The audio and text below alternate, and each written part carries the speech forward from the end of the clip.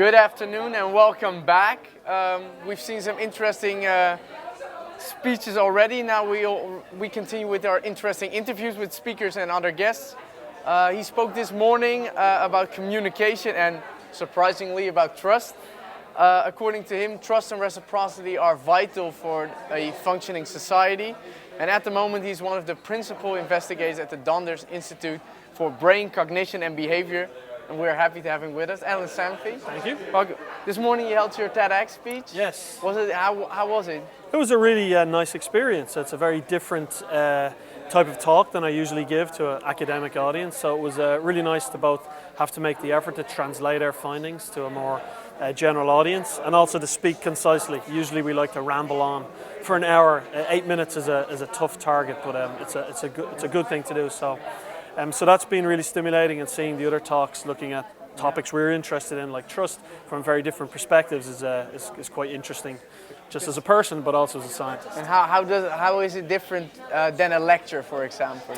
Well, it's much more important, I think, now to really engage the audience rather than just be simply reciting a list of facts. So I think it's important to show how the type of things we study, which can be quite abstract often in the lab, have a relevance to people's lives. That's something I think science needs to make a better effort to do. So forums like this really give us the opportunity to try and reach out and show that the kind of work we're doing is both relevant and interesting for everyday life and society. And your specialty, I read that, is decision neuroscience. Yes. What is it exactly? That's a good question, yes. So we're really interested in how people make decisions, how people make choices. I'm particularly interested in how this happens in the brain.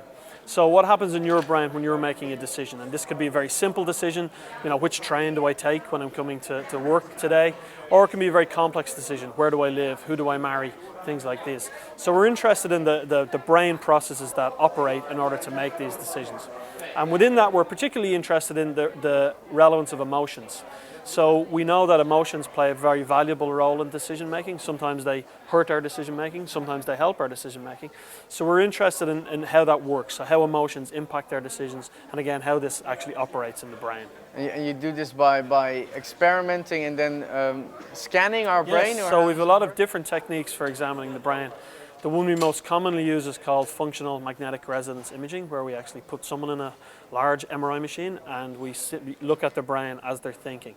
And then we have other techniques we use. We can both measure the brain. We can also change the brain slightly by giving people hormones, for example. We can look at how changes to the brain result in changes in behavior.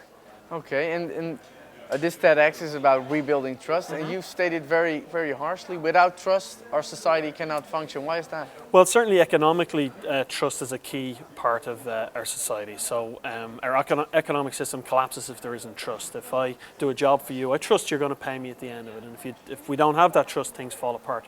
Also, interpersonally, of course, in our personal relationships, trust plays a huge role. I do you a favor. I assume that at some point in time, if I need a favor from you, you'll repay that trust.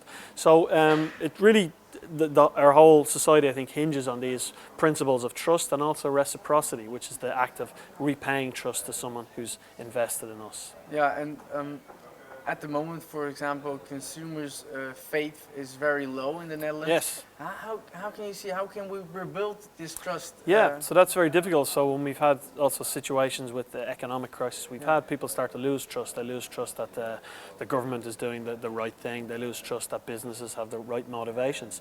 So that can be quite a hard thing to do. So, we don't do so much research in the rebuilding of trust. We know that, of course, if people are willing to make an effort and put themselves out there and cooperate, that can often result in a restarting of trust. But of course there's a lot of risk associated with being the first person to take a chance. Yeah. So it requires, I think, people to have this faith that if you do make a trusting decision, that will be reciprocated.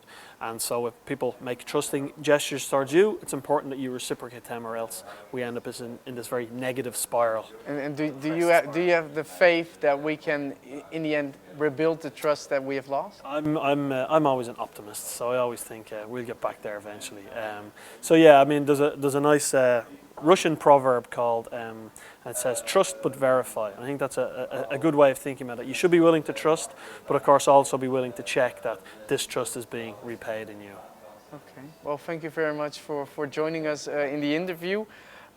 We have much more to come in this break, so we'll be back in a minute.